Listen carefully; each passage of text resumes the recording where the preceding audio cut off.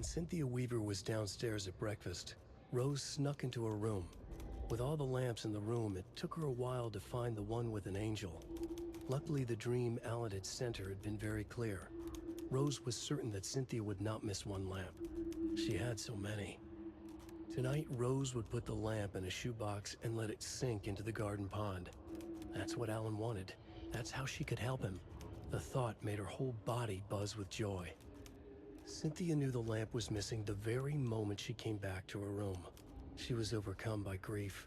It had been Tom's lamp, one of the few things that reminded her of him. It had not worked in a long time with the cord severed and the light switch gone. But there are other kinds of lights than the ones we can see. The invisible light of the angel lamp had held Cynthia together all these years. With tears welling in her eyes, she didn't see the shadows shifting in the corners of her room.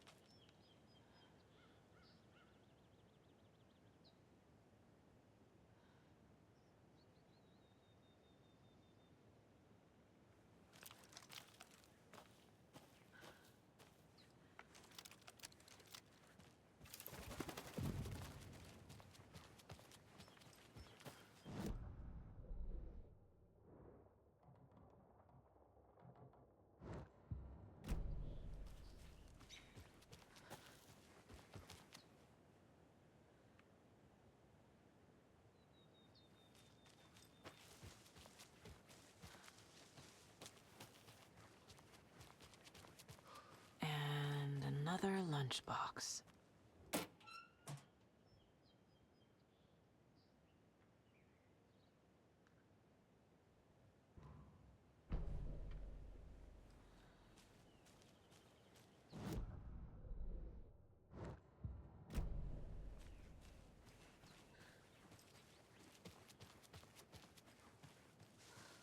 Up next, we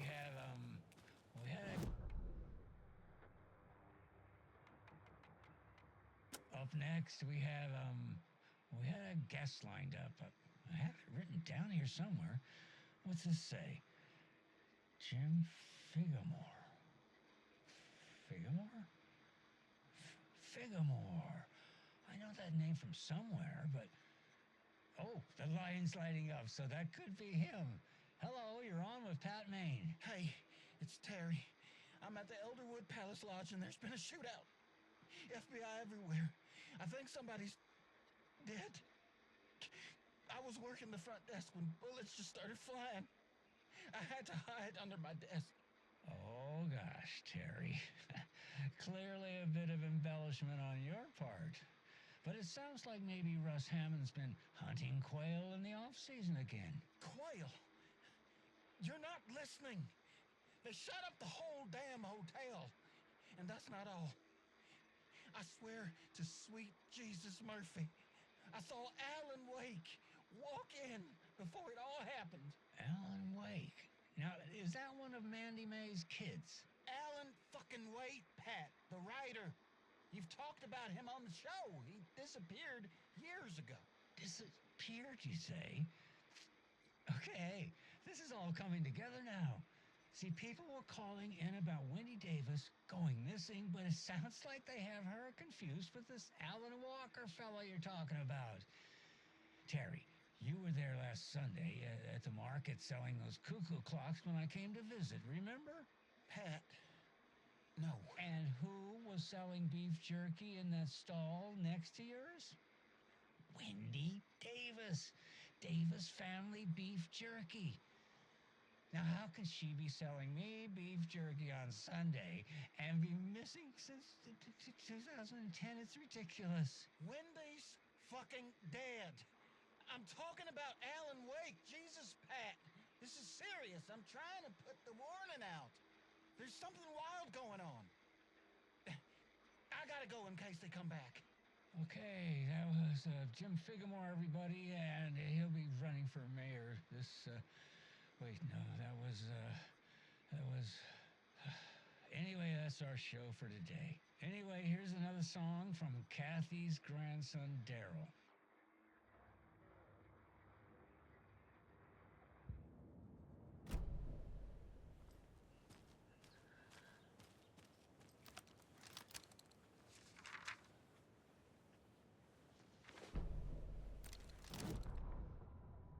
Every night was bingo night at the Valhalla nursing home. Each time Rose drew a ball from the cage and called out its number, some of the residents shouted bingo, no matter what was on their cards. Some of them sat mute, their cards full, never calling out. Some of them would try to steal the ball from her. Some of them would chastise the others for acting out. It was like herding a clouder of cats. Rose didn't mind. She liked cats.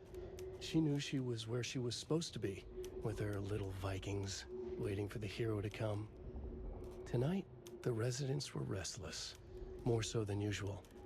Ati was wearing Blum's coveralls again. Tor stood by the phone. Too late. Rose saw the hammer in his hand. The garden lights started to flicker, the darkness and rain pressing against the windows. The time drew nigh.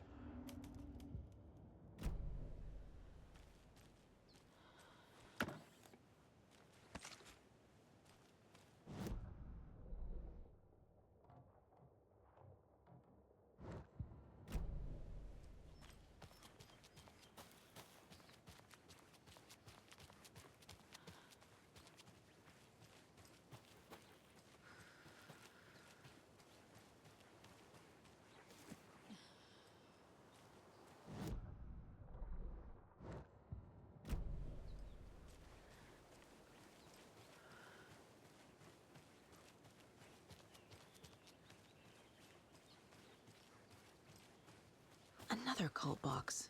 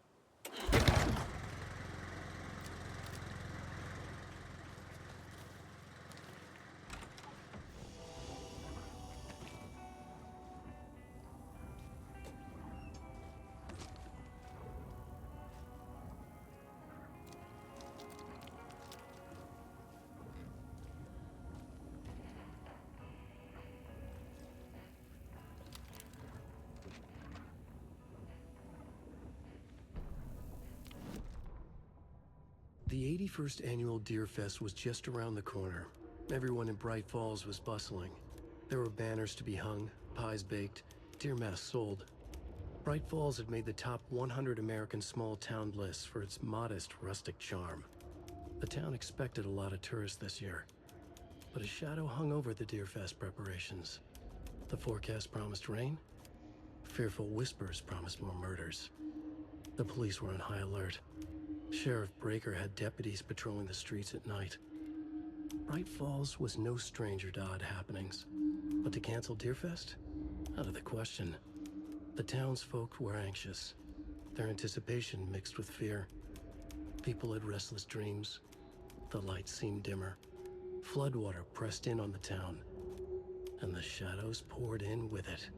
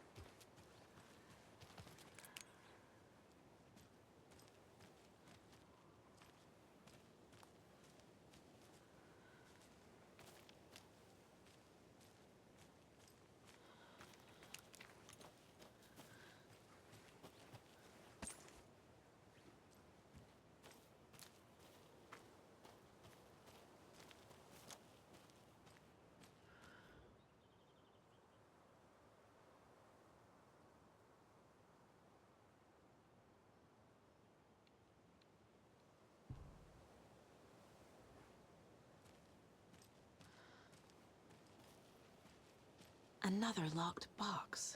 There's another cult stash.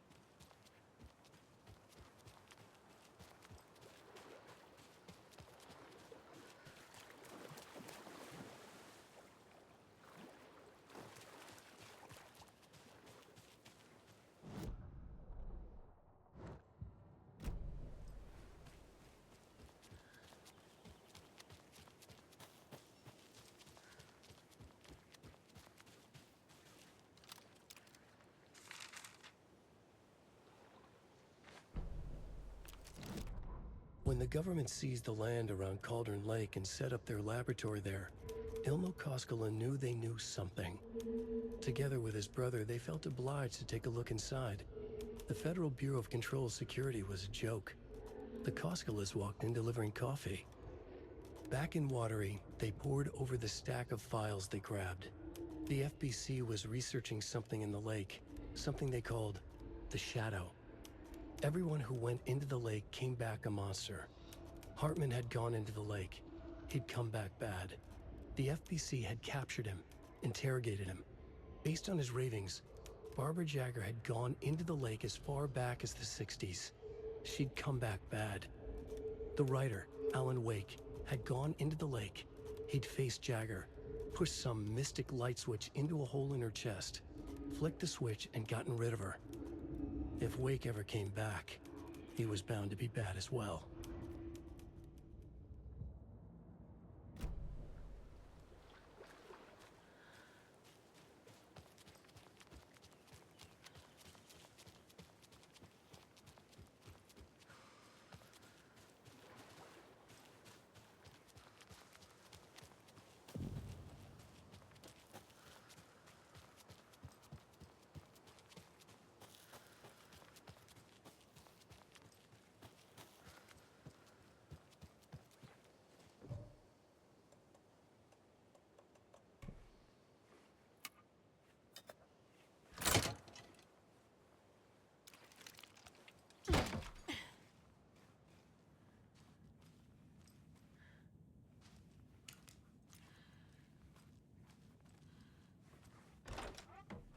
Another one of those rhymes.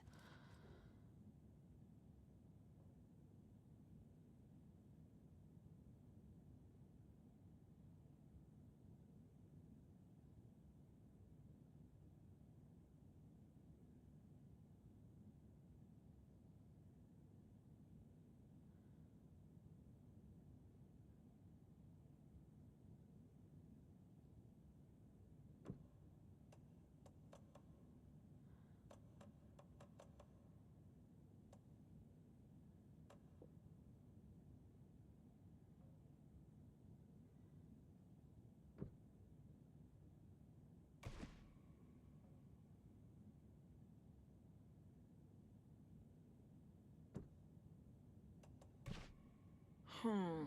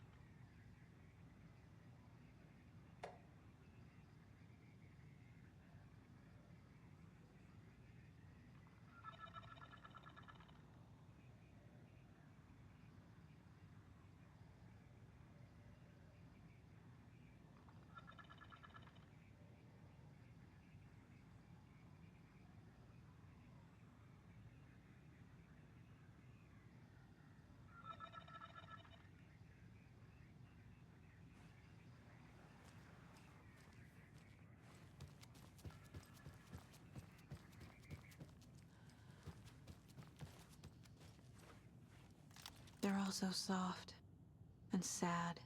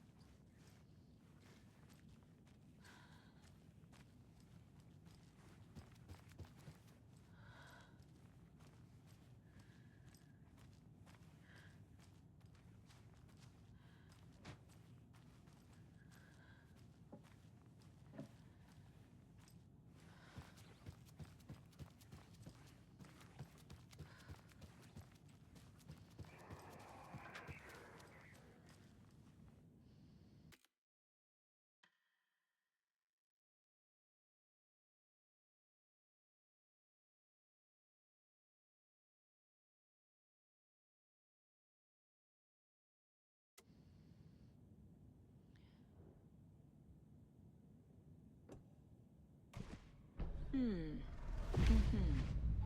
Hmm.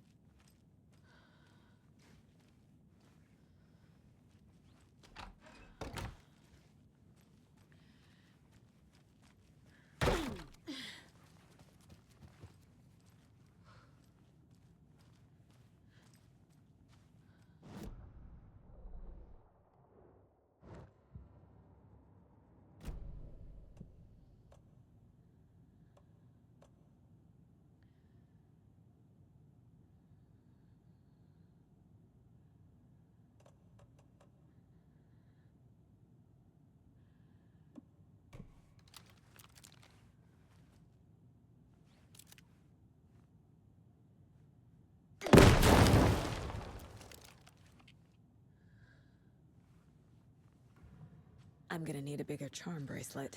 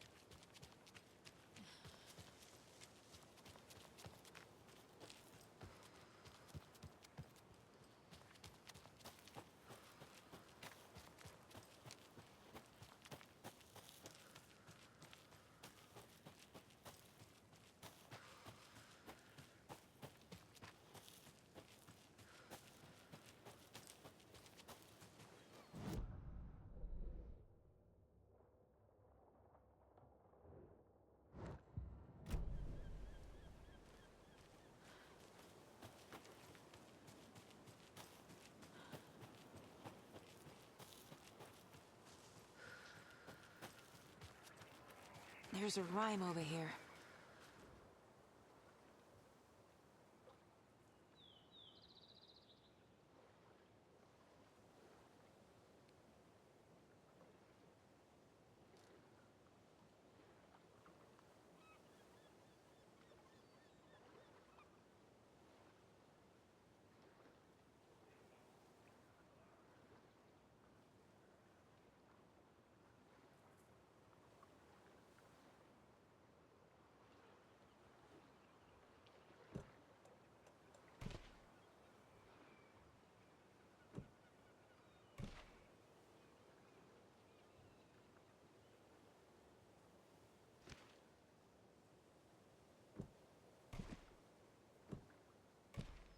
Nah.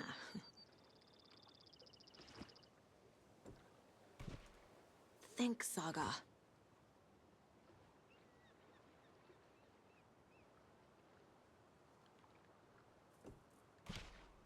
Huh. Oh shit.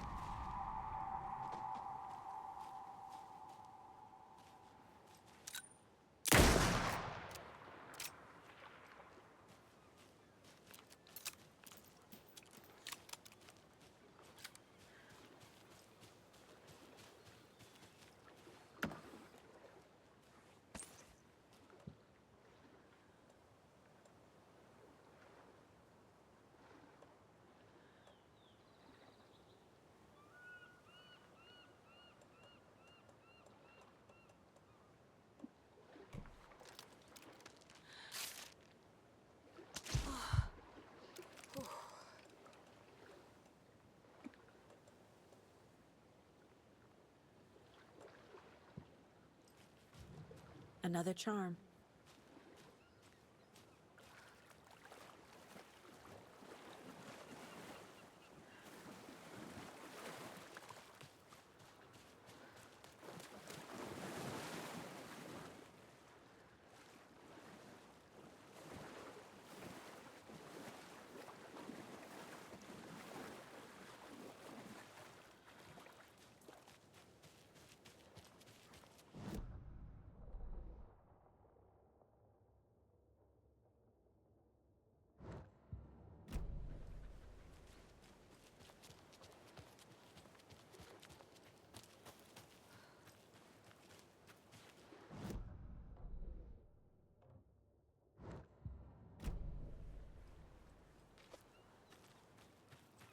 There's another lunchbox.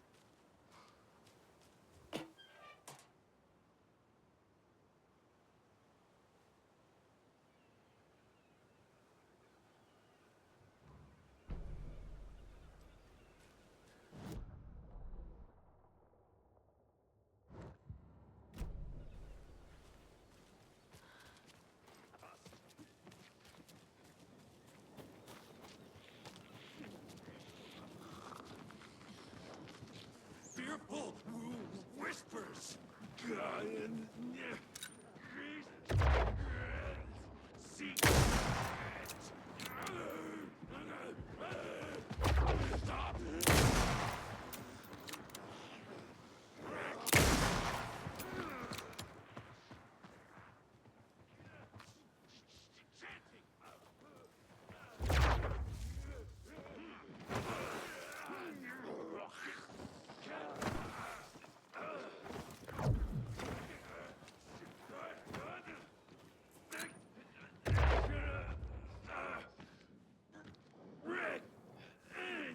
patrolling the streets.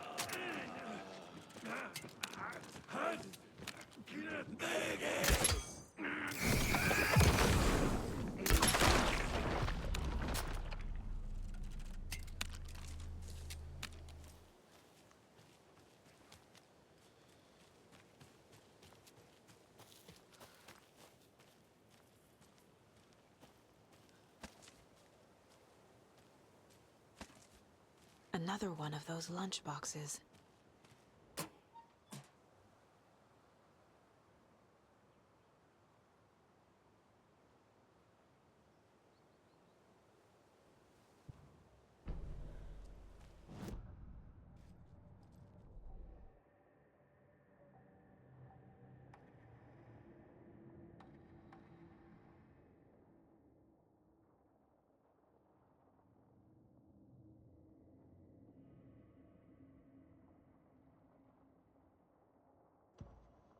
Saga strained to pull the string of the crossbow back as far as she could. To her surprise, the latch adjusted to accommodate her. The next bolt would stop a monster.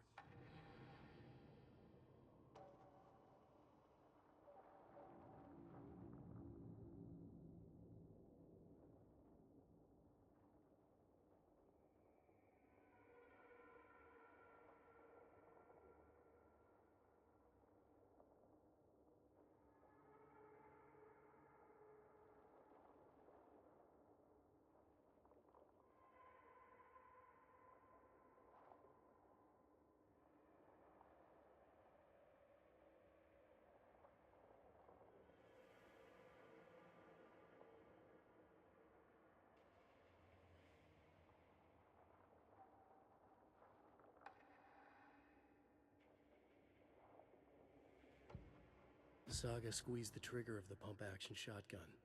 The shots poured out, faster and faster in a growing frenzy.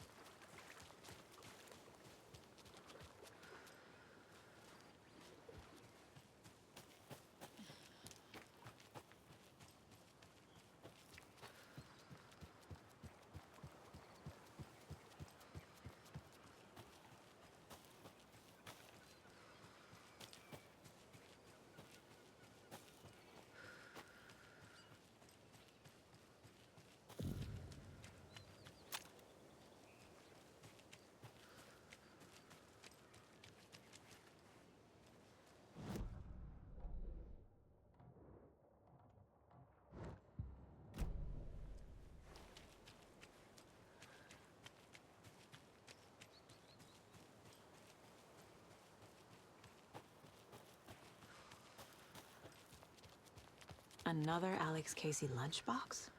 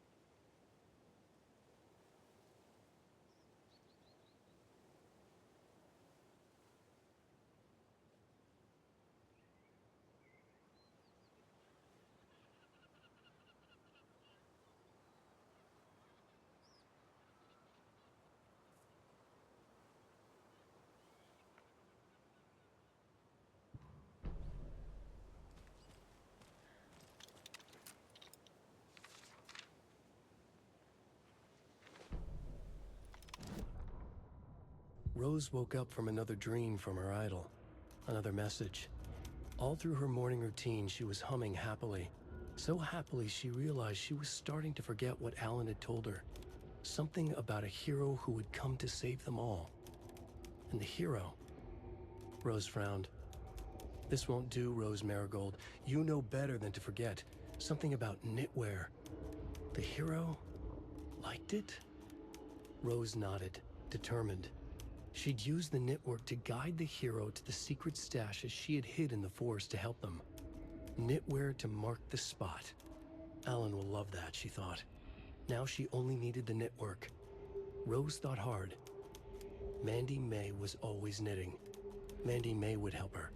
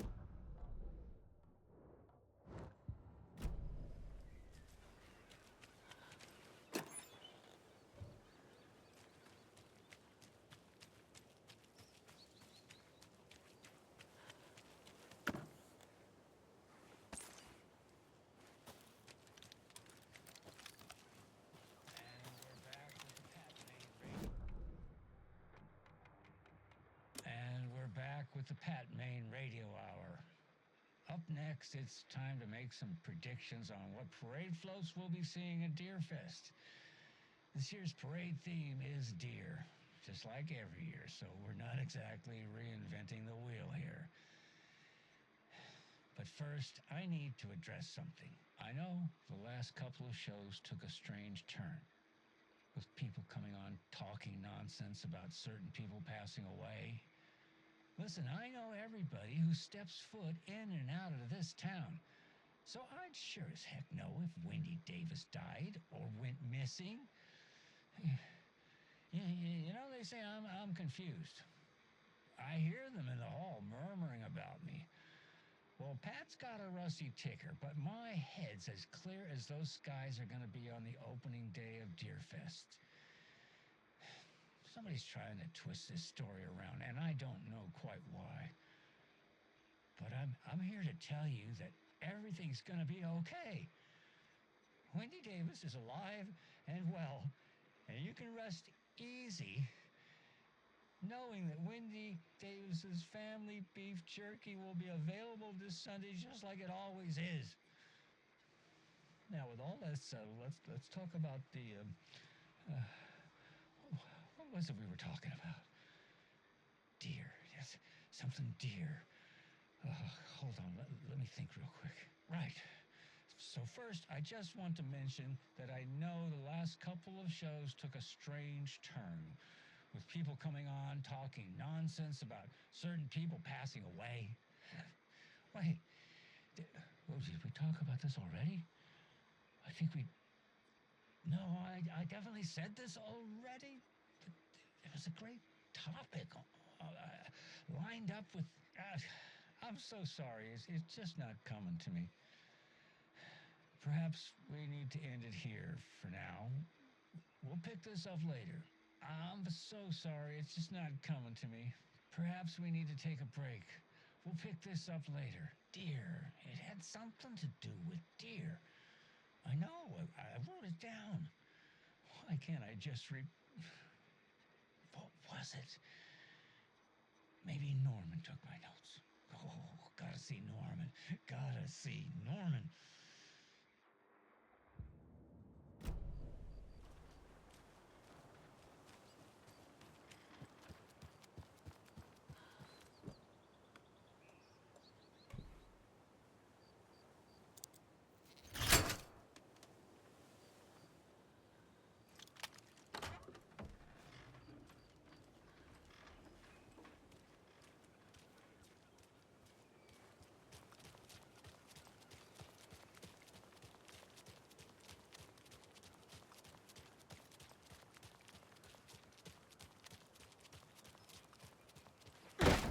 Yako, we're going to a cool guy's house to drink some brewskis. Are you coming? No, Ilmo. I'm very busy wearing a turtleneck and drinking wine. Like an asshole. Oh dear, I know what Yako needs. I'm a beer to the rescue. Bring out your inner Wolverine with Armor Beer.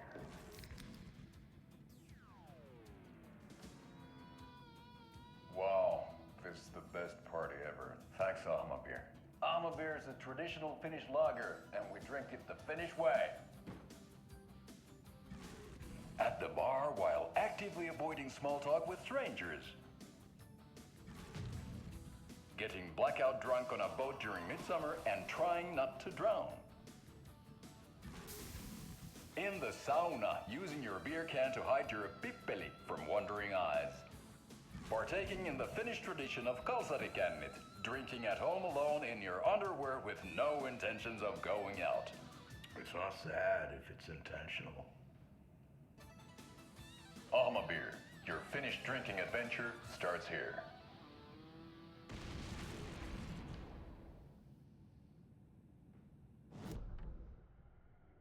Jaakko, we're going to a cool guy's house to drink some brewskis. Are you coming? No, Ilmo. I'm very busy wearing a turtleneck and drinking wine. Like an asshole. Oh dear, I know what Jaakko needs. I'm a beer to the rescue. Bring out your inner Wolverine with Armor Beer.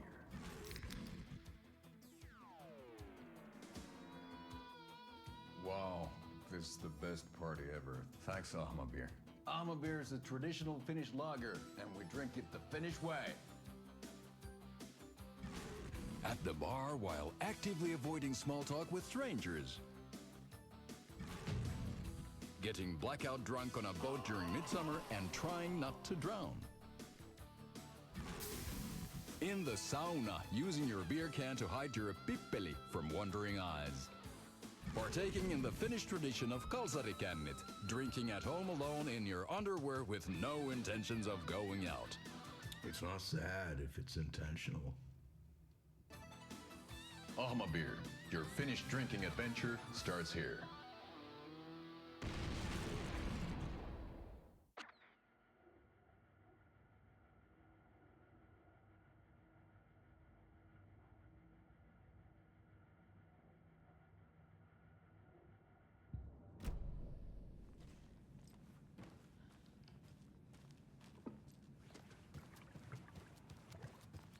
Oh, hello there.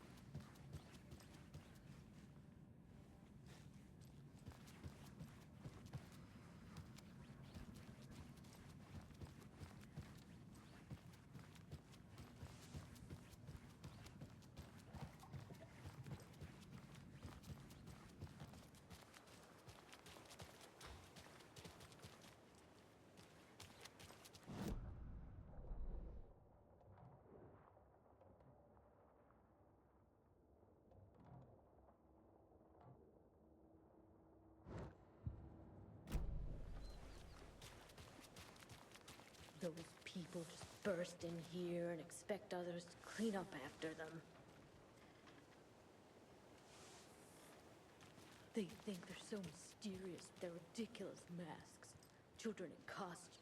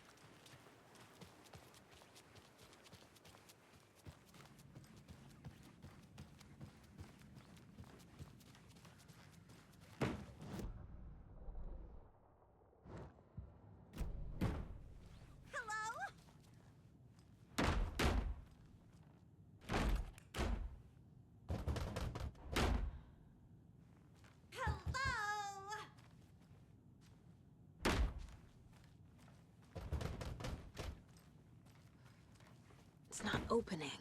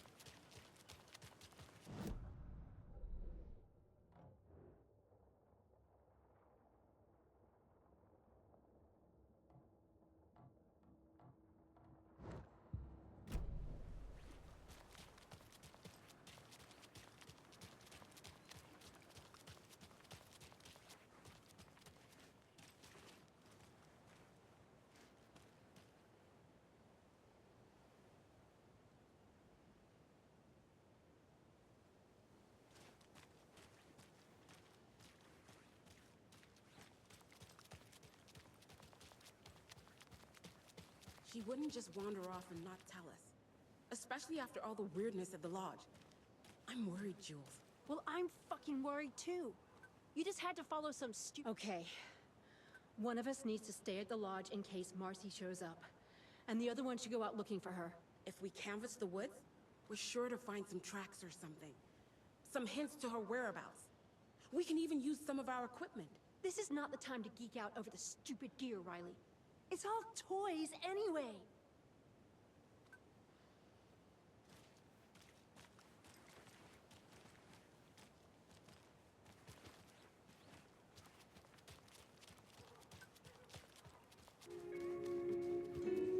Good grub you got here. I'm glad to hear it.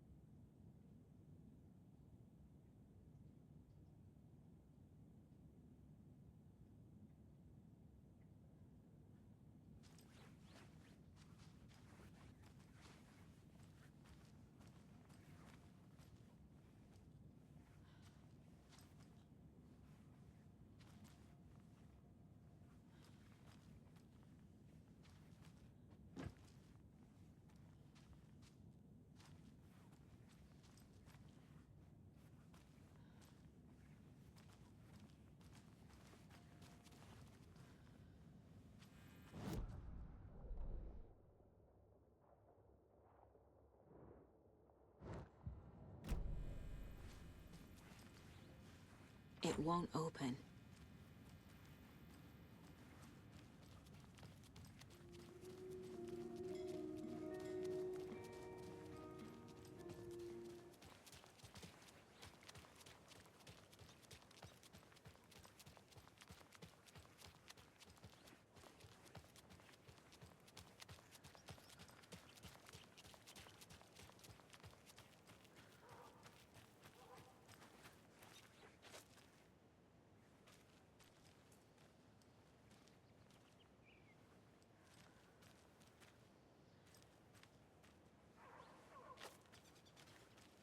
You remember how it went last time? The sacrifices we made? The pain? It's happening again.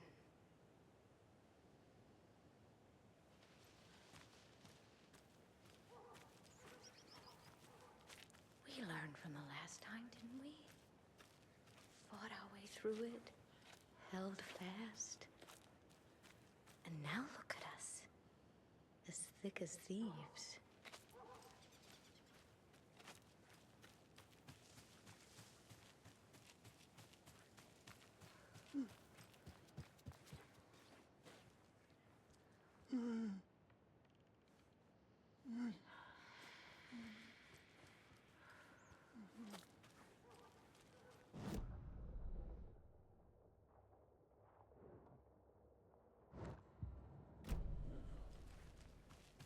More of those kids' lunchboxes.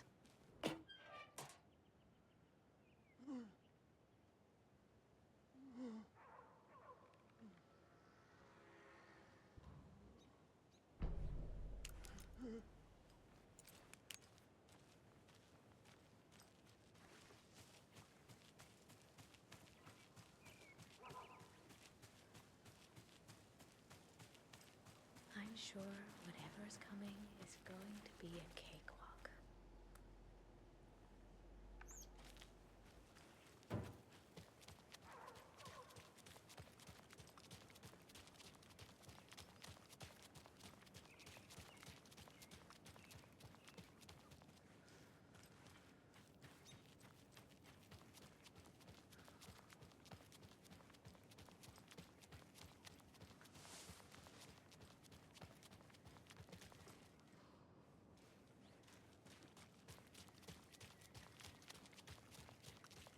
Pat Maine here. Pat Maine here. Sorry for the late start on today's program. I took a little hike to clear my head, and you know that fresh mountain air really does wonders. But I just couldn't seem to find my way back. I know that trail like the back of my hand, but it's somehow different now. Everything's changed. I'm starting to feel like I'm the only one who remembers how it used to be. All I kept thinking was, I need to find my way back. Find my way back. My way. Anyway, we're here now, and I'm proud to announce that our show has a new sponsor. So, the Pat Maine Radio Hour is now brought to you by... Jesus, it was on the tip of my tongue. Maybe I wrote it down somewhere. Oh, all these notes just say Wendy Davis over and over.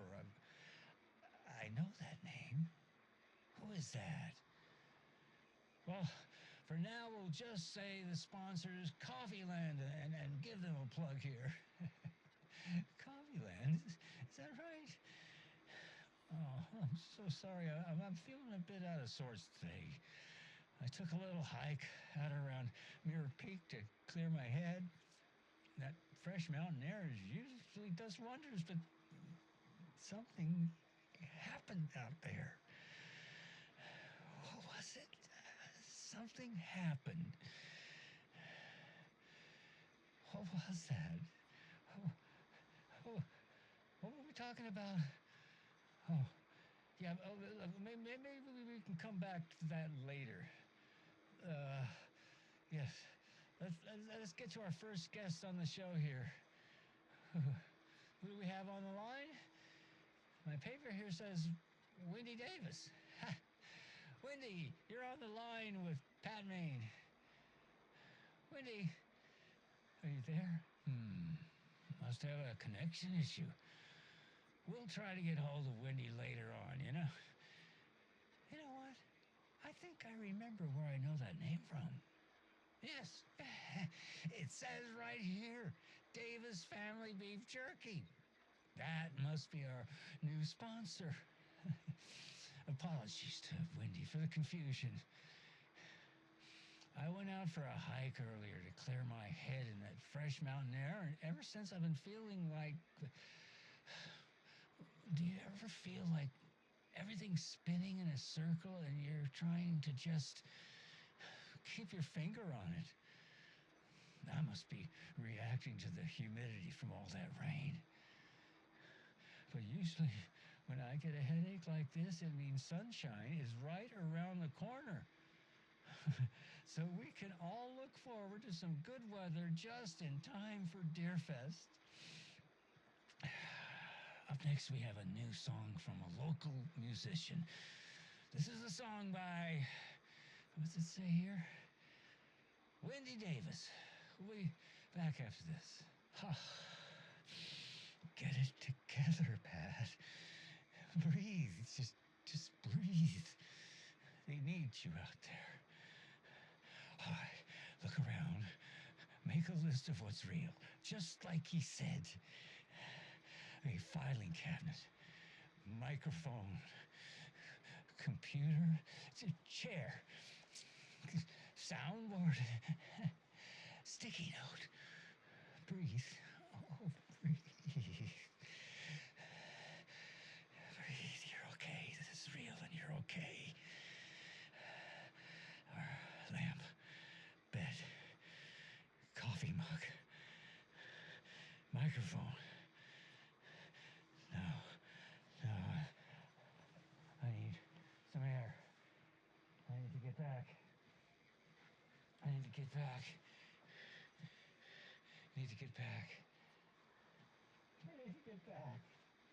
Hello? Anybody there? Oh, I will hang up now.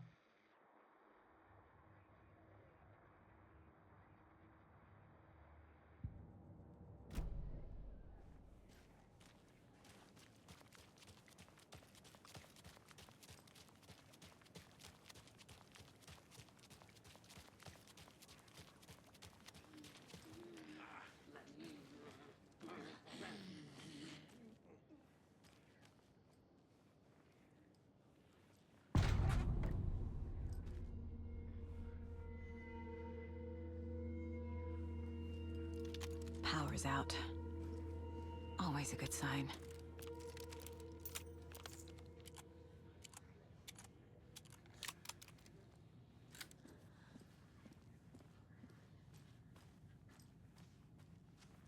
Anyone here? I'm here, in the closet.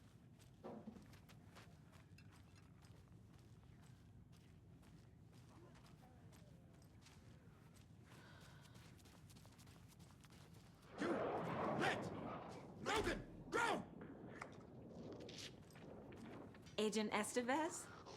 Is that you? Anderson? What? Didn't I tell you to fuck off?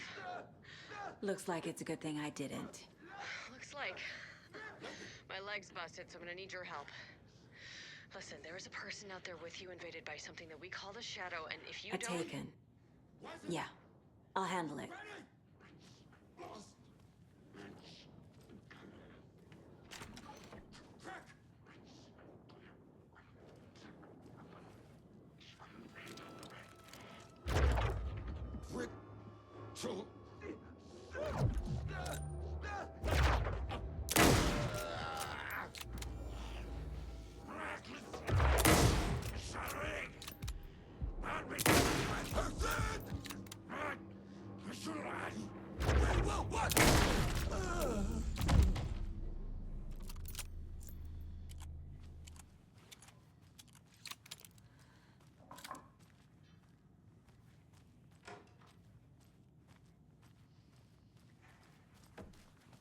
All clear, Estevez.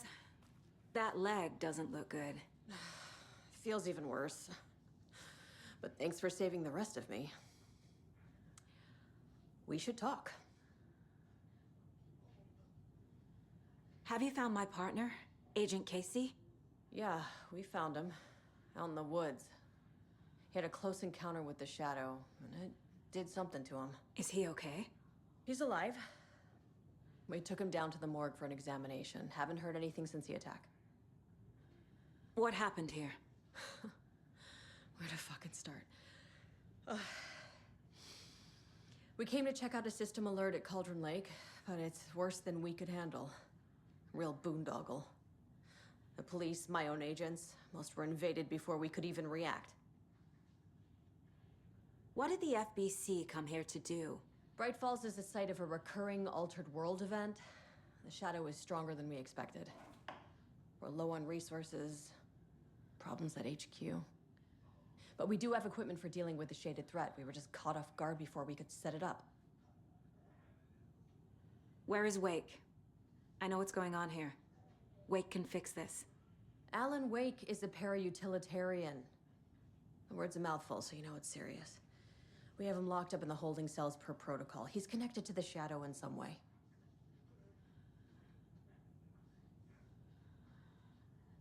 Estevez, I need to see Wake. How do I get into the cell block? Okay. Protocols don't mean that much at this point anyway. Don't make me regret this, Anderson. Until the power's back on, the door to the holding cells won't open. There's a fuse box downstairs in the basement. Here. You'll need these keys.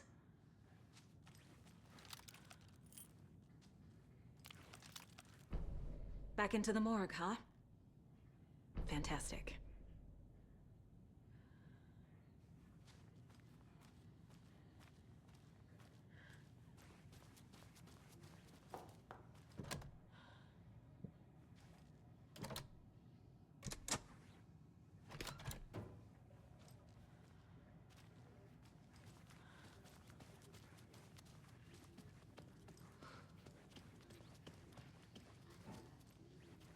Holding cells. Is that where they're keeping Wake? Door is locked, though.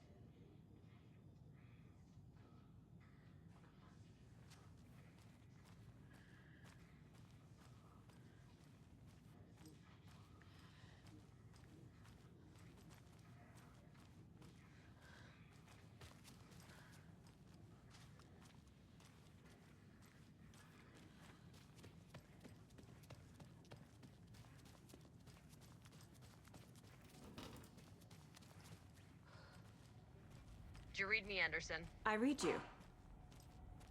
Have you had Al Frequency this entire time? Eavesdropping is a big part of the job. But no, I got it from your partner. Anderson, look for a fuse to replace the blown out one in the fuse box. That should get the power going again. Yeah. On it.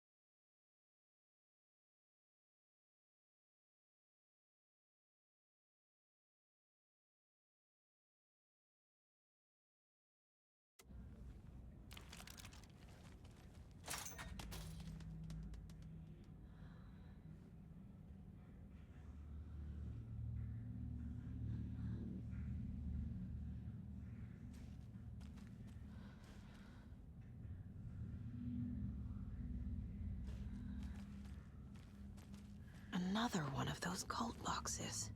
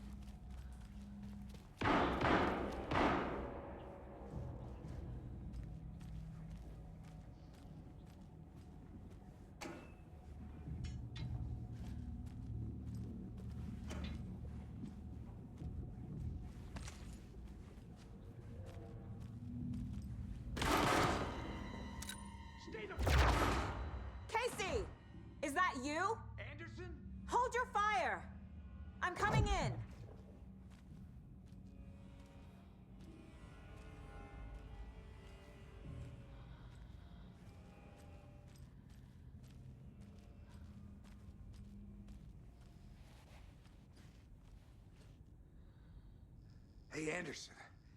Like what I've done with the place? Could use a bit more light. Funny. Stay put, Casey. I'll let you know when it's safe. I'm not going anywhere. How are you holding up?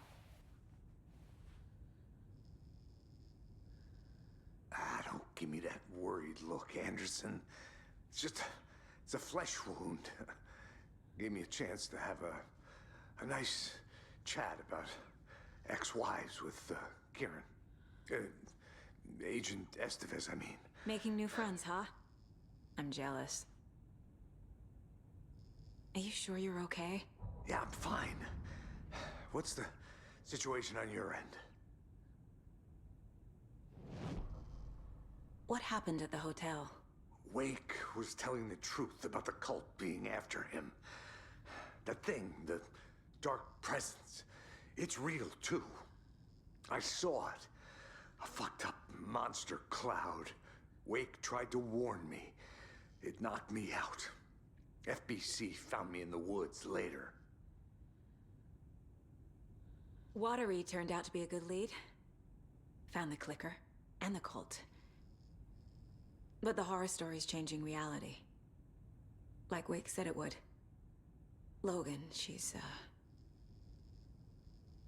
the story claims she died here. But we can stop it. Wait, Saga. What do you, Logan is gone. She has been. For a long time. Casey's affected by the horror story, too. I'm fighting for them all now. I'm gonna fix this, Casey. You, Logan, all of it. I just need to get the power back on first. Yeah, give him hell, Anderson. Just remember, some things in life can't be fixed with a light switch. As for the power problem, here. I found a fuse on those poor bastards there. I'll take care of it.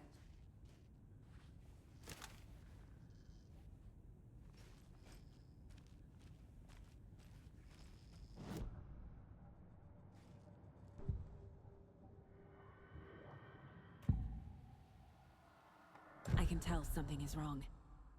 What's happening to Casey? I'm a goner. Swell. A shadow crawling under my skin.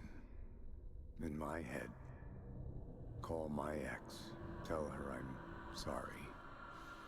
Terminal case, Casey. Something is wrong with him. He's hurt worse than he says. He's scared.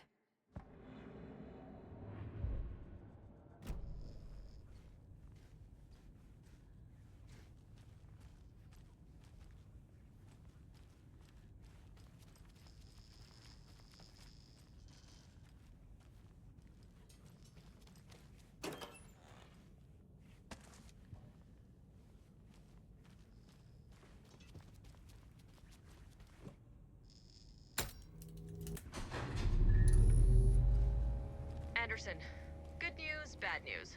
You can get to the cell block now, but the shaded hostiles that were in there are on the loose. Thanks for the heads up.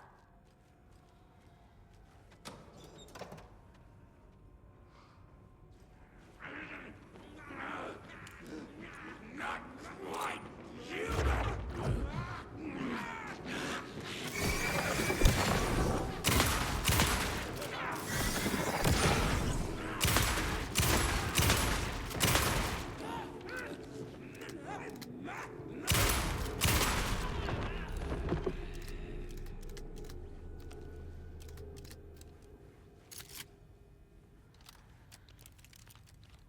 More coming down.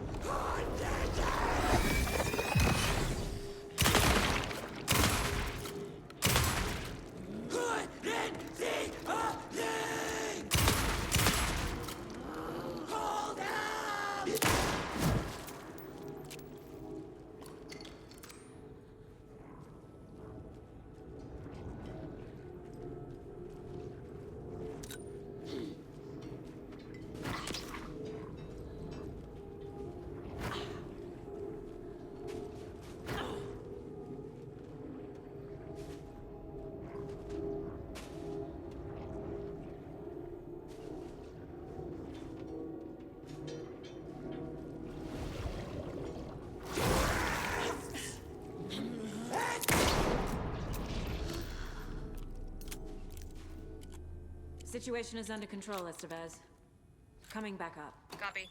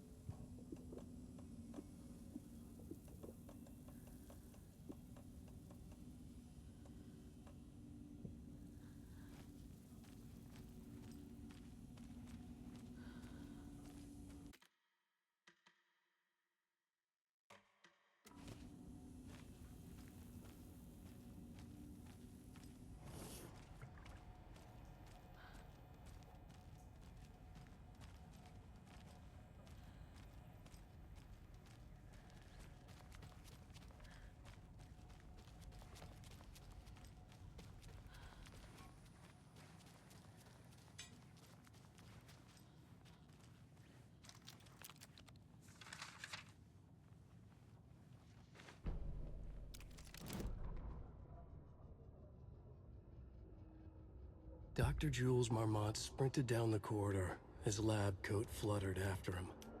Red lights flashed on the walls, sirens screamed. Marmont couldn't stop smiling.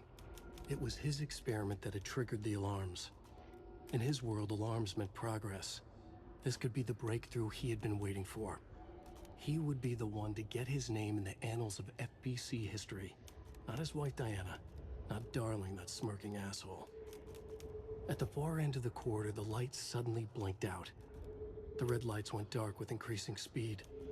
A wall of darkness rushing toward him. The alarms warbled and died. Marmont stopped in his tracks. Admired the purity of the darkness as it swallowed him. A final spark of pride flashed through his mind. This was his work. His breakthrough.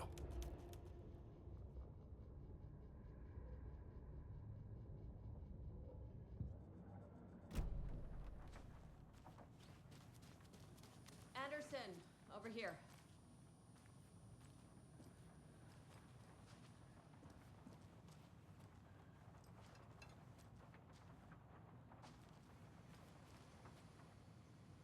Got a little cramped in that closet.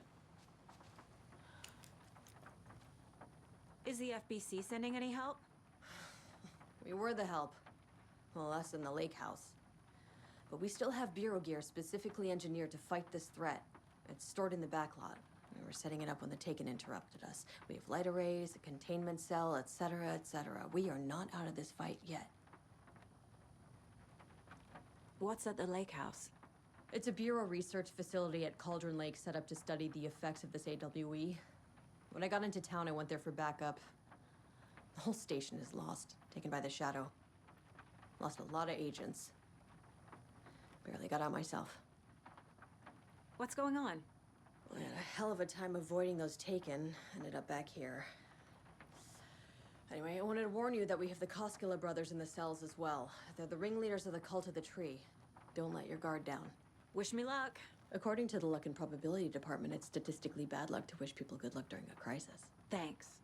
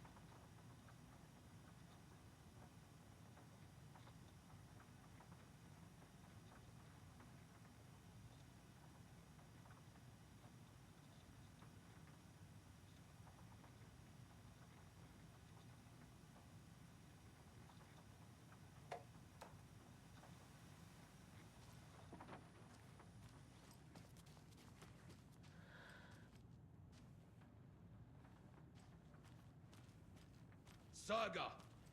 Fucking FBI, FBC, you government fucks all fucking this up for us! Let us the fuck out! You're the leaders of the cult. You're not going anywhere. Wake will ruin everything. Get rid of him, Saga! You fucking shot me! Typical government stooge. Let me out. Agent Young held his clipboard up to the light. The equipment was all accounted for. He ticked the boxes, satisfied. A noise on the other side of the back lot made him pause. He peered into the darkness. Nothing. Shrugging, he signed and dated the form. Estevez wanted everything ready, just in case. Young appreciated a cautious leader. Estevez had held it together even after the oldest house had gone dark. Young began to head inside. The local sheriff's station was a tight fit, but at least they had a coffee machine. Young felt optimistic. They even had the para-utilitarian in custody already. Another clatter behind him. Closer this time. He turned, hand on his holster. He called out to the darkness. This station has been seized by the Federal Bureau of Control. You're not authorized to be here. Suddenly, the lights flickered, went off. Young couldn't see a thing. Then from inside the station, the screams began.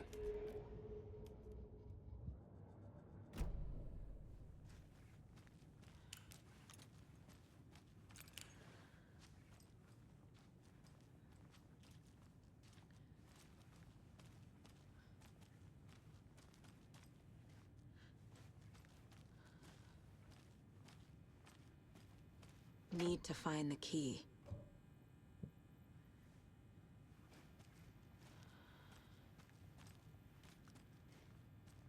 Saga, do you have it? You wrote Logan into the story. You told me yourself, from the dark place. Listen, Scratch is coming. He's close. He's almost here. My daughter is dead because of you. She's a child. What the fuck is wrong with you? I'm trying to fix this. I will fix this. I'll save everyone, but we're running out of time. I need the clicker. I have the clicker. You will fix this. You will save my daughter. Promise me. Yes, I promise. But we're out of time. Hurry! Don't fucking give it to him! Pinkin! He's a fucking monster, Saga! There it is. We've been waiting for you, motherfucker. I'm gonna fucking destroy you!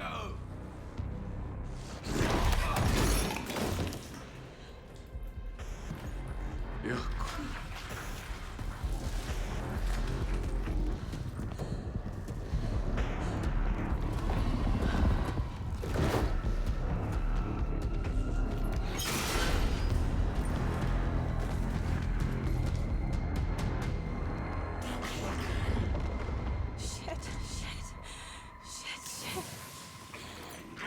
It's Scratch.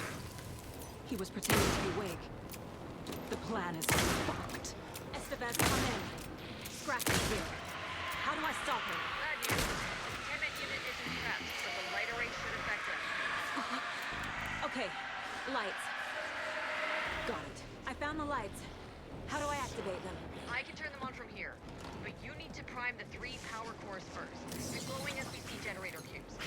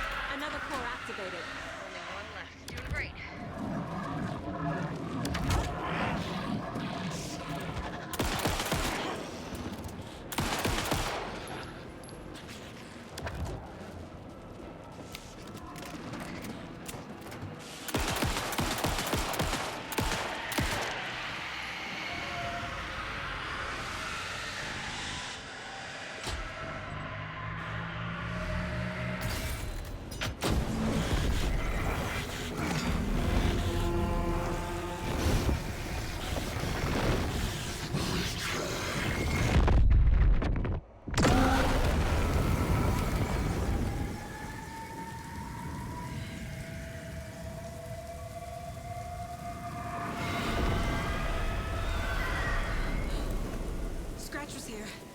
He'll be back. What the fuck do we do now?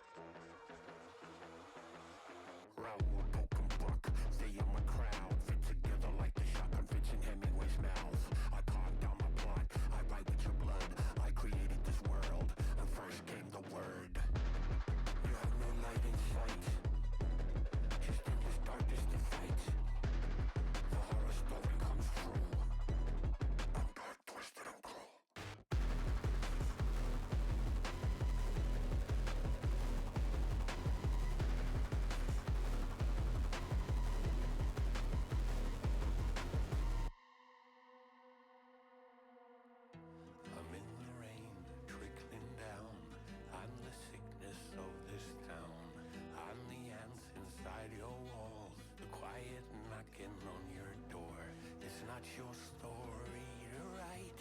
Scratch out your words in the night. When the writer is in doubt, my turn to come out.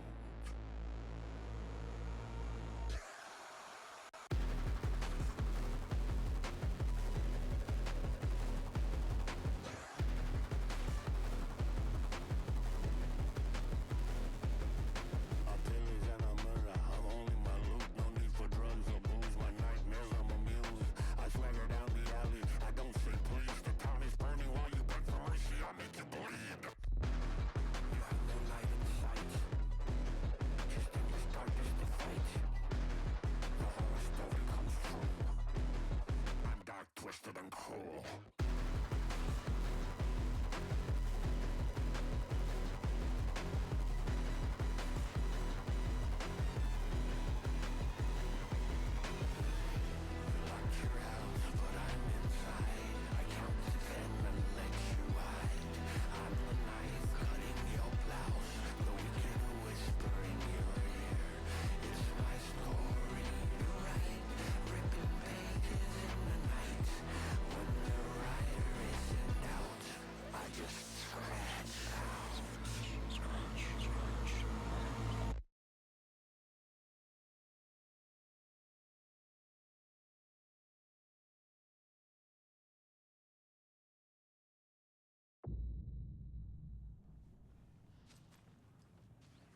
Scratch is Wake's double. He tricked us. He almost got the clicker from me. The whole plan has gone out the window. How could we get this so wrong? Textbook boondoggle. You said it, Anderson. It's a shit show. So what's the plan? The FBC usually handles stuff like this, right? Any thoughts? Hold up. You brought a paranatural object in here without telling me and then almost handed it over to a hostile entity? I didn't know if I could trust you. That was a mistake. So was believing Scratch. But it's not too late. I just need to understand more. Yeah, you got that right. Let's start acting like we're on the same side, yeah? The horror story's changing reality. It made it so my daughter died here, even though she's supposed to be back home in Virginia. Do you know if that's... AWEs are localized distortions of reality. The area outside town might not be affected. Sometimes they expand, sometimes they fizzle out. If we can make sure it's the latter, your kid might be fine. The whole thing is a nightmare. I can't let my family be torn apart. Having family isn't easy in this line of work. The late nights, travel, alternate realities threatening their existence. My ex-wife couldn't take it. Karen, you're better off without her. I know I am. So tell me what I'm missing. The FBC must know something. Good news, we have Bureau intel on all of this. Bad news, it's highly classified. Good news, consider yourself deputized into the Federal Bureau of Control. Here's a key to the cell where we keep the files. Happy reading. Okay. Thanks. Go team. One more thing, the lake house. I didn't give you all the details earlier, but now that you're part of the team, I can really let loose. Misery loves company. What happened at the lake house?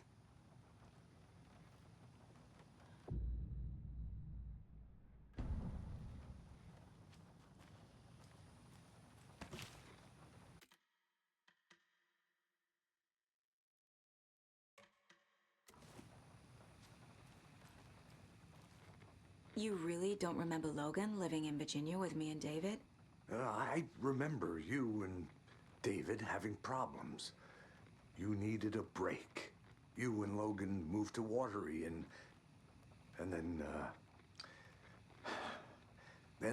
Logan, well, that awful thing happened. After you came back to work, I thought you'd be the perfect partner for this case, if you were willing to return to the area. Okay. That's enough. The story is changing your memories. What you're remembering is fiction. Logan is alive. I'm not divorced. We never moved here. I remember the truth. No. Wake or Scratch, whoever that was, said the story could be used to attack us. We all need to question what's real. With that said, how do we know the story isn't giving you false hope?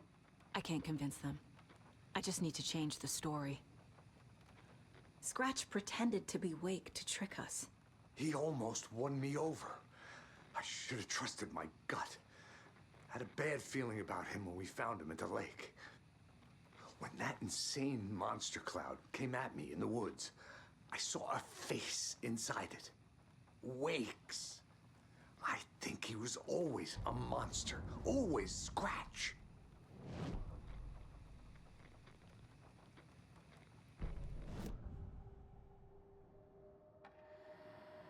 Scratch was pretending to be Wake. Manipulating me. What does he want from me? No! I'm in control here. It's my mind place. He's powerful. Too powerful. Just his presence here makes me feel sick. Like a wave of terror through my head. I feel his single-minded drive to get the clicker.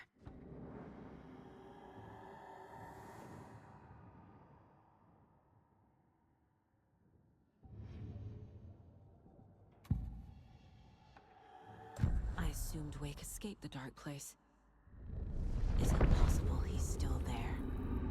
The Big Apple in an ocean of darkness. Gone diving. Note from my editor. You're using the wrong tense. Trapped in a loop. My friends will meet him when I'm gone. Wake is still trapped in the dark place. Maybe he always was.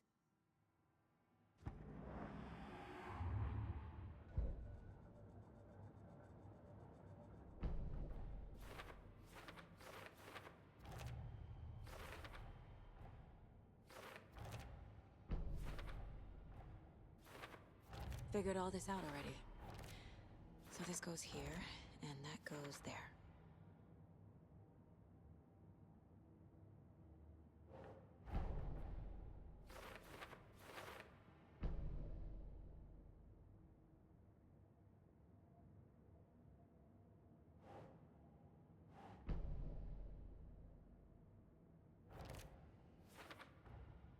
Wake is trapped in the dark place. He's been reaching out, communicating with me in the overlaps.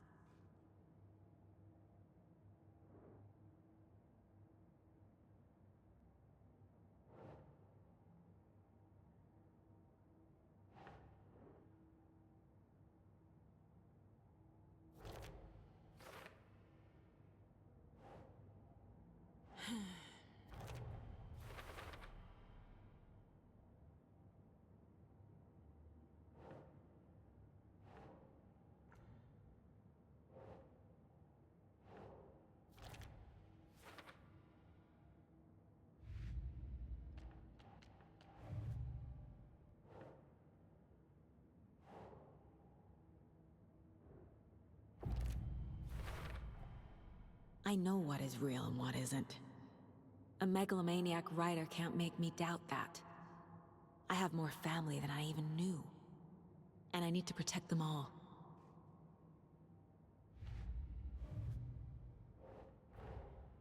Investigating the story's lies led me to a family I didn't know I had. Or was finding them part of the story too. Maybe it doesn't matter.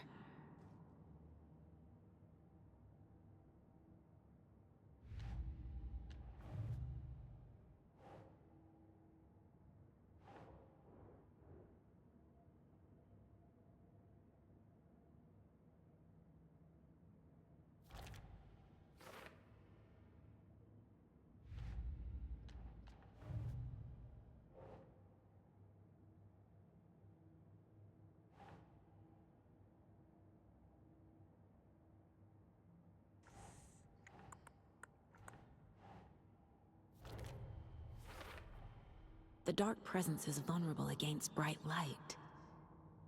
At least that makes sense.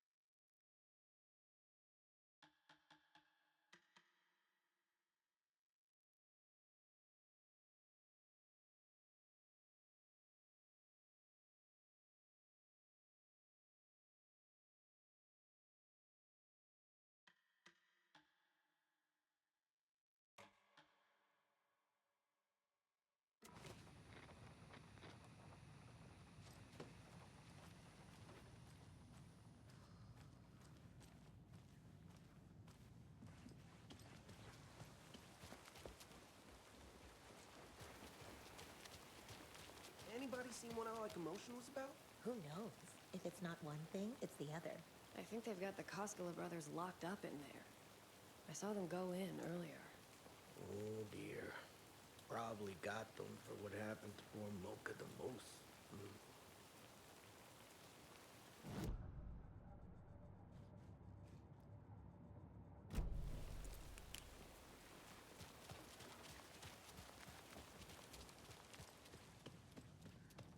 You were the better Koska.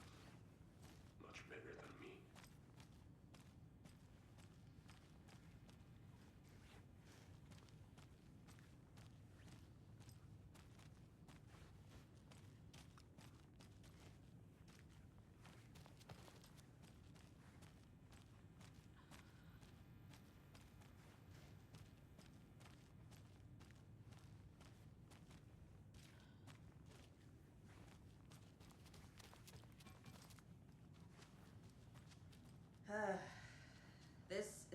case my ex hated.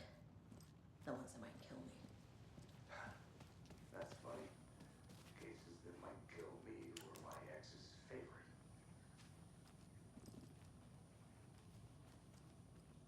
I'm sorry about your brother, Ilmo. Jaakko was all heart. He always went along with my ideas, no matter how stupid they were. Always happy to help. I got carried away. I never think things through. It's my fault. I realize it's a bad time. But I need you to tell me everything about the Cult of the Tree. The cult is my craziest idea that ever worked. Look, what kind of a cult calls themselves a cult? Exactly. We protect Watery and Bright Falls. We're the good guys. A secret neighborhood watch. Well, that was the idea anyways. Look, we've always known about the horror inside the lake. When any Taken come out, we kill them. You don't turn people into Taken. You kill the ones who already have. How long has the cult been around for? Certain folks around here have always known about Cauldron Lake. Before us, it was the Torchbearers. And when I inherited the mission, I wanted to call it a cult. It was genius. Just the name did half the work. Made people too scared to go into the woods at night. Business 101. Fear is a great motivator. You were trying to kill Alan Wake. Why? Nothing good has ever come out of Cauldron Lake. The nightmare that hit Bright Falls in 2010 was all because of his writing. And ever since then, pages of his stories are floating up from the lake, and monsters keep popping out. It's all him, Wake. And if we don't stop him, no one will. Wake's evil doppelganger Scratch is the threat we're facing, not Wake. And I will stop him. I've never heard of anyone called Scratch.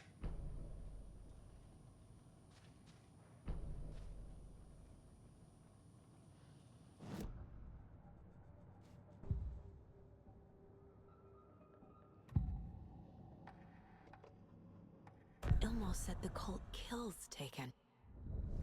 Is he telling the truth? Surplus deer masks buy in bulk. We've got a floater, a Taken on the shore. Call the gang Jaakko. We are going hunting. Cult of the Tree. Keeping the town safe since 2013. Ilmo is telling the truth about the cult. They really were fighting the Taken. We're on the same side. If the cult is killing Taken, then why did Nightingale turn into one? Private party. Invitation only. Wrong time. Wrong place. Time to go, Jaakko.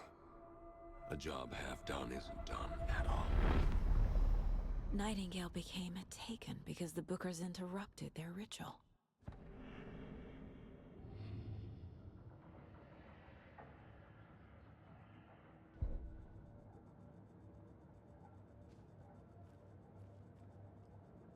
This mug always cheers me up.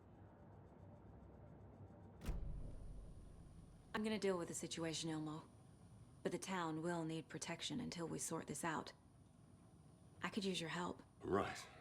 Right. I'll round up the gang.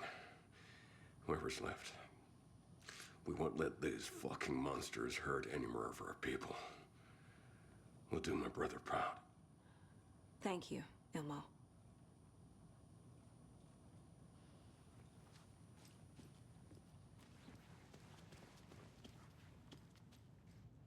I'm so sorry, Jaakko.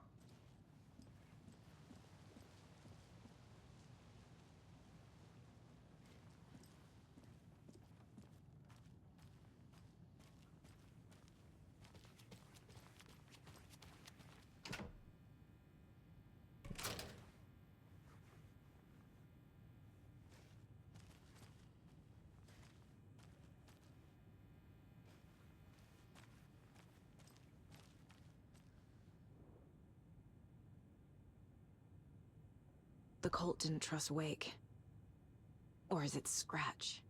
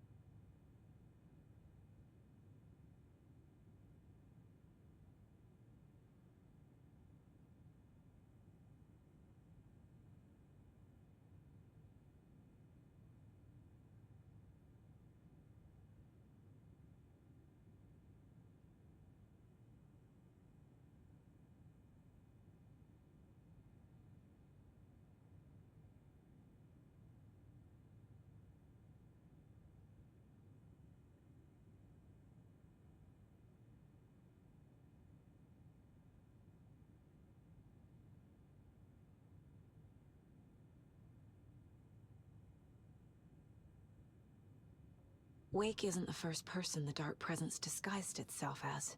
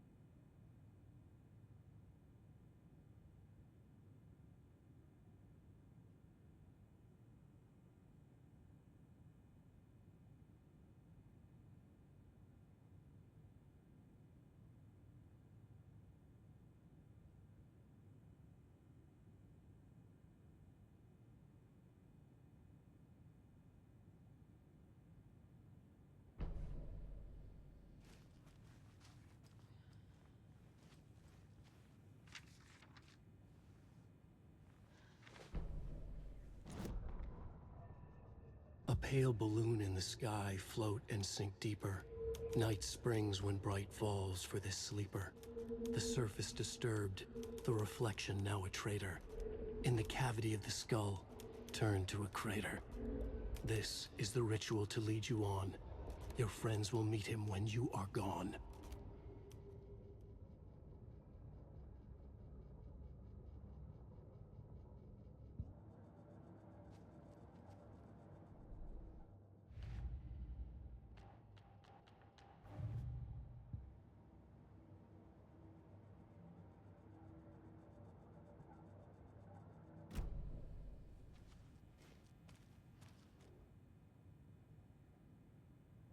The lake is a gateway to the dark place.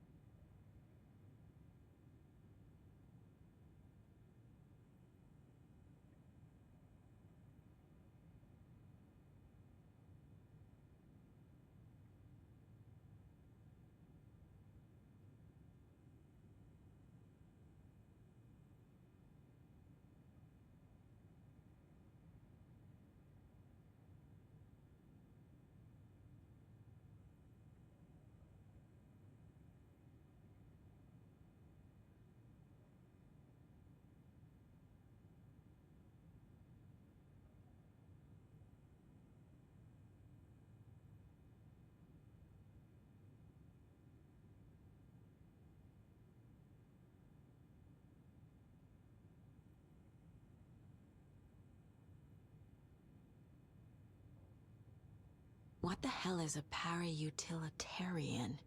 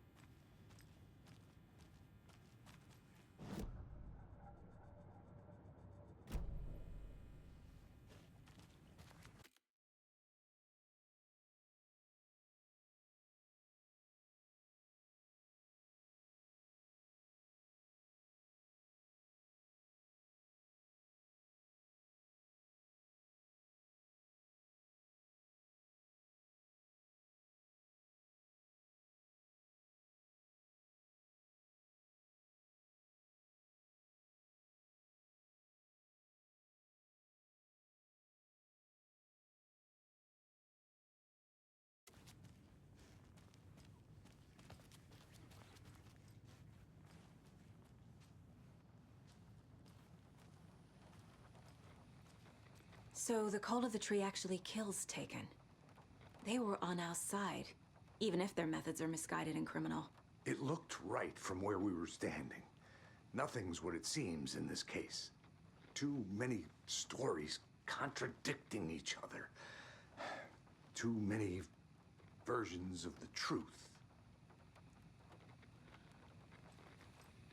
We have a lot of catching up to do after this thing is all over. Everything is different now. My family, me, the whole fucking world. I'll buy the coffee, Anderson. Partners to the end. This case is one for the books. I see what you did there.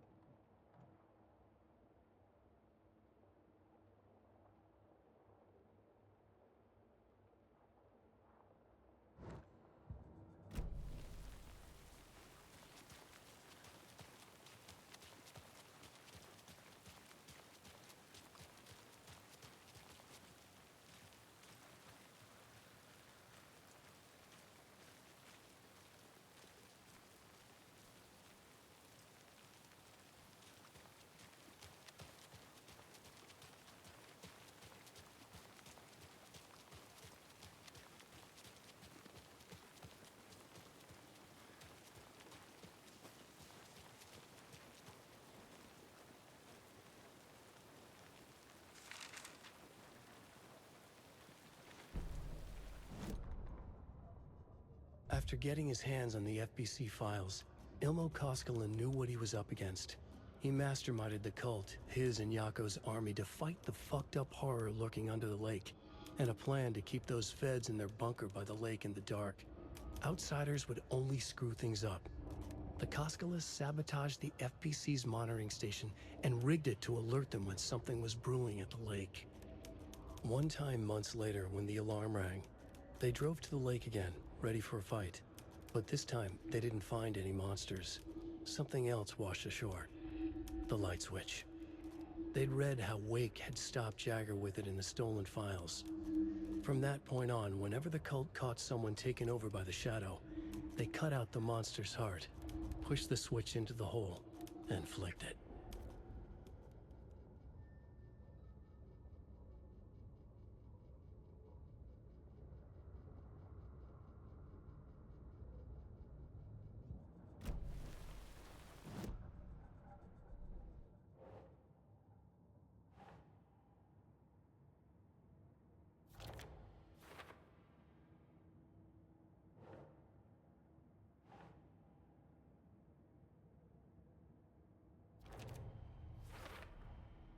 I need to know what information I can still trust.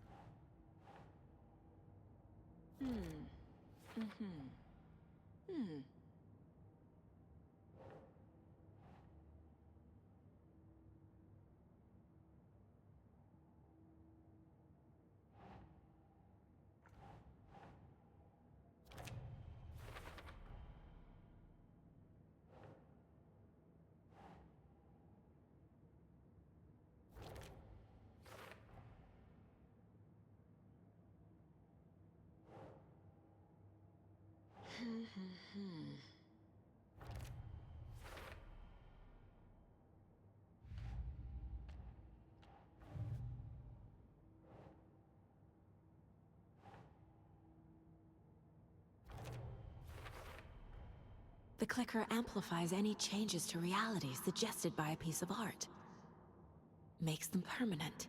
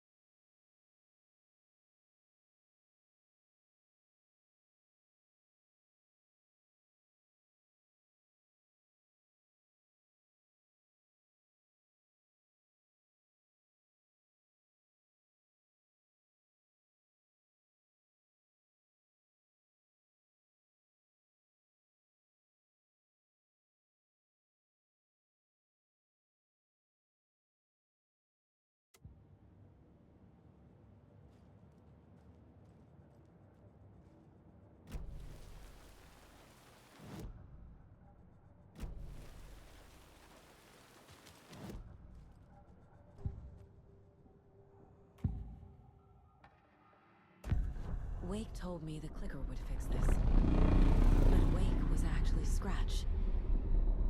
How can I trust anything he said?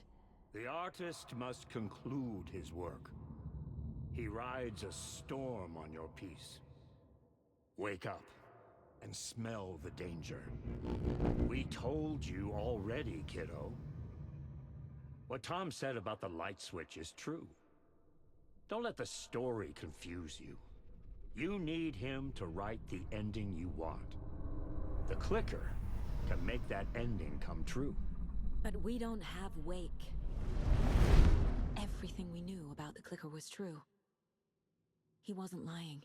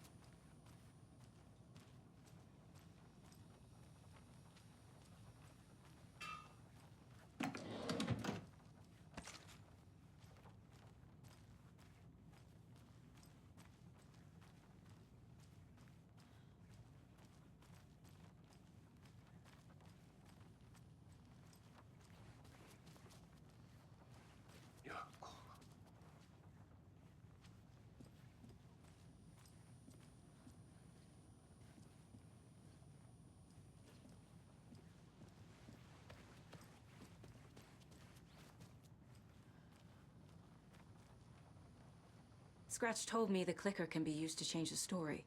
Does that match your understanding of this thing? Yeah, the light switch is a paranatural item, maybe even an object of power. We have verified reports that Alan Wake was in possession of it during the AWE here back in 2010. It definitely has power. We know that much. I can come up with a plan. I always do.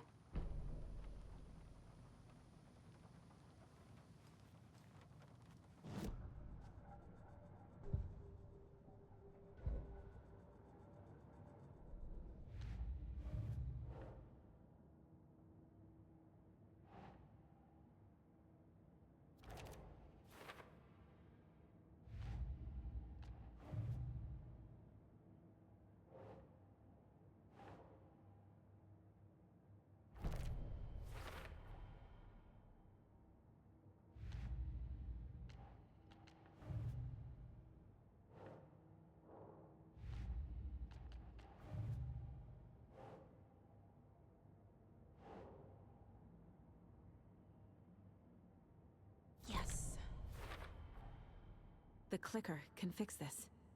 But I can't use it without Wake. Tor knows about this stuff. Maybe he can help. Wake is still in the dark place. How do I get him out? We live and breathe rock and roll. From the silence of screams, from the fever of dreams. The clicker can amp up other works of art, not just Tom's writing. Anything created with passion. The dark power of the lake will make it creep into reality. But if the holder of the clicker believes in the art, they can make it all come true in the flick of a switch. I can use the clicker without Wake. Only Wake's writing can change the horror story. But I can use the clicker to change something else. Like getting Wake out of the dark place.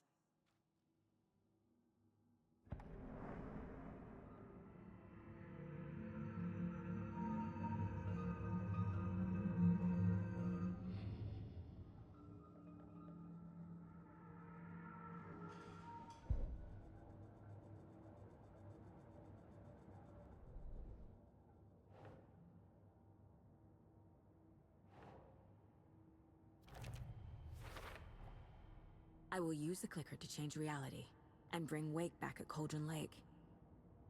I'll need the right work of art, but that won't be a problem.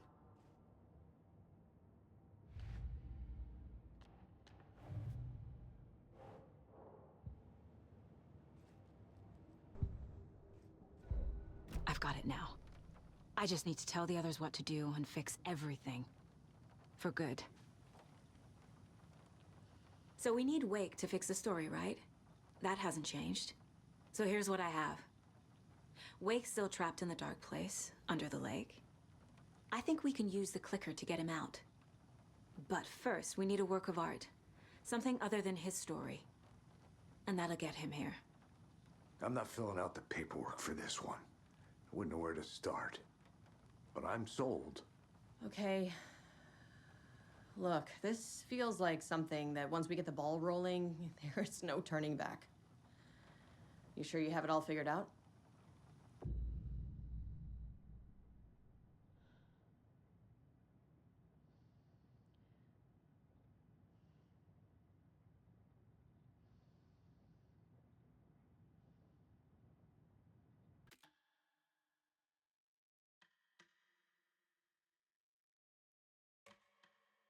I'm ready to head to Cauldron Lake now. Let's get the plan started. Okay, here we go. We'll be there for you. What do you need from us? I'll head to Cauldron Lake with the clicker. Scratch will try to get you, Anderson. You'll need backup. I can tell there's no talking you out of coming, Casey. Estevez, is there a way to get that light array to the lake? Oh, I've got you covered, so good news there. And we'll bring our mobile containment unit. It's specially built for entities like Scratch. And this work of art, Anderson. What's the plan for that? I'll make some calls on the way. Just meet me at Cauldron Lake.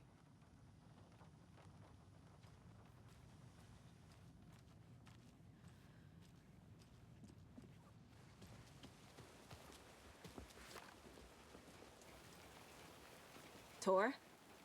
I need the old gods of Asgard. I need a very special song. Hell yeah! The tour bus is already loaded, and we said our goodbyes. Ready to hit the road, just like the old times, baby. You saw this coming, huh? Of course. I need a song about Alan Wake. About bringing him out of the dark place. A rider. A lake of darkness. Bringing him into the light. It writes itself. I hope they've still got it.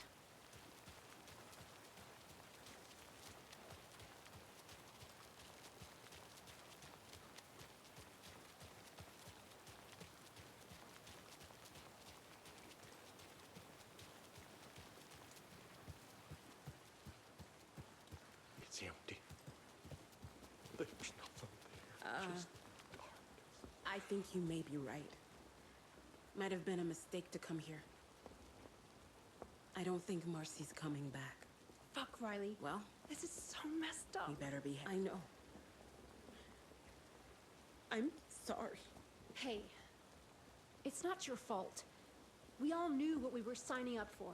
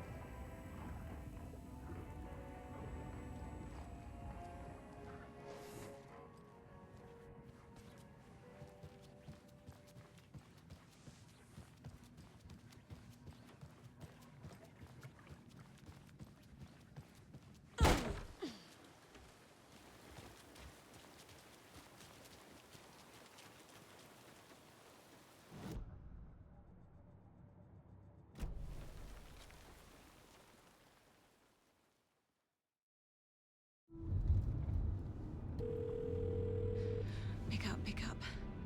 David, please pick up. David. David! It's me. Where have you... Stop. For once, you need to listen. You left me. You took my daughter away from me. Then you let her... She's dead because of you. And I don't ever want to hear your voice again. Stop calling me. David! Jesus Christ. It's getting worse. It's spreading.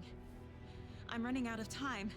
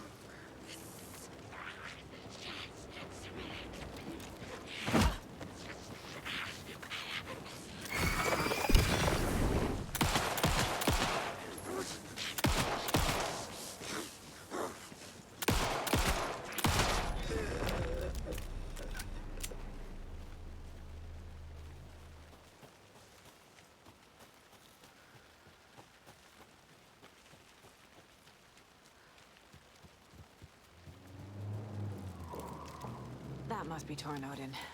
Maybe I should check in. Kiddo! We're almost at the gig! And Odin's run over 4 minions of darkness! The bus is our hammer! I'm driving with one hand! I need you to meet me at the shore. Is the song ready? Almost! Odin's got a killer chorus! Come save your soul, awake new and whole. My name I will summon him. Da-da-da-da, oh, tree! Tree! What tree? There's no tree in the song! Who the fuck puts a tree in the middle of the road? We're not on a road! Drive carefully, Grandpa. Pedal to the metal, bro! Metal to the metal! Yeah!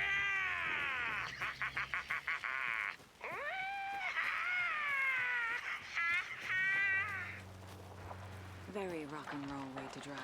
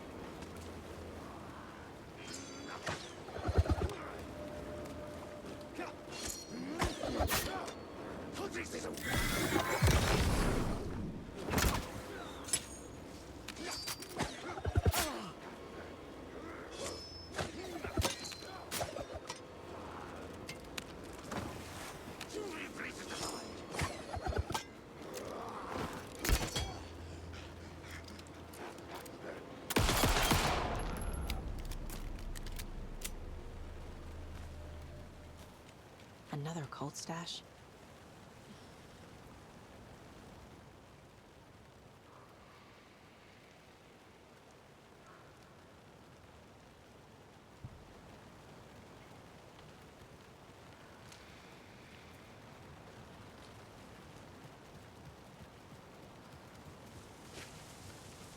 The lights in the containment cell are good to go, Anderson.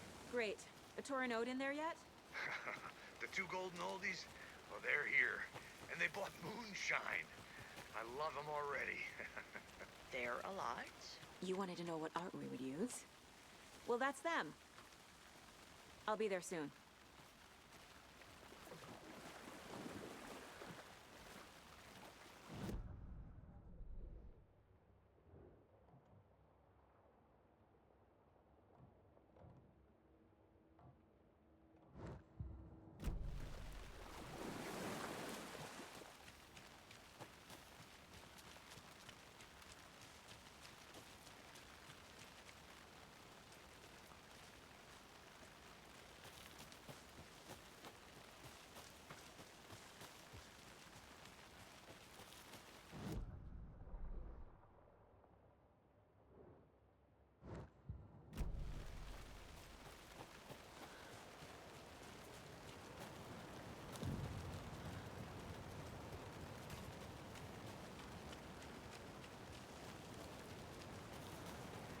Another rhyme.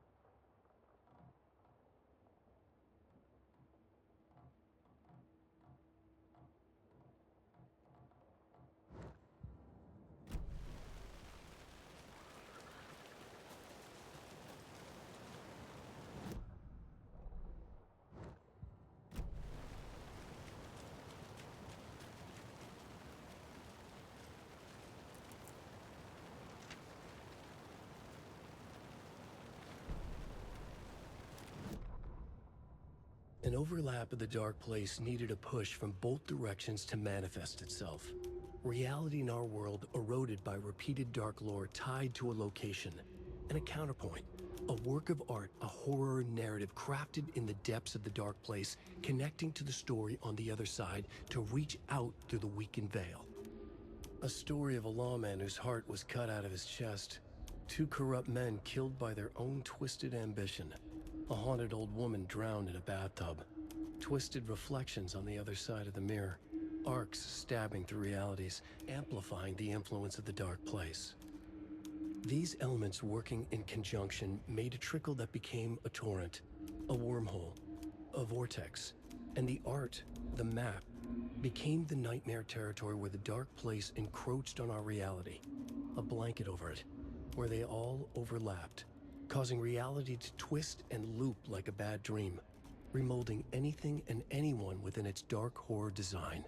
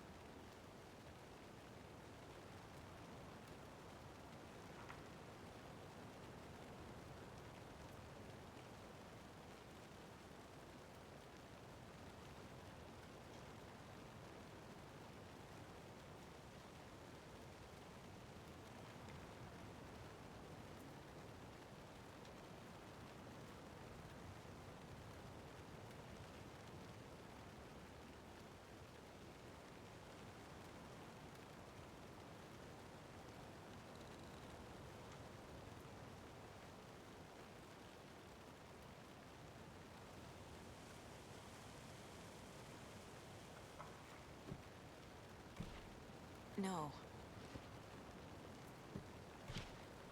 Huh.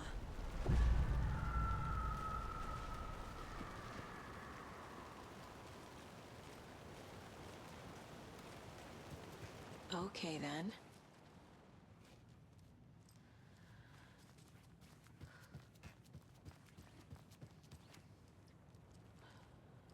Oh, shit.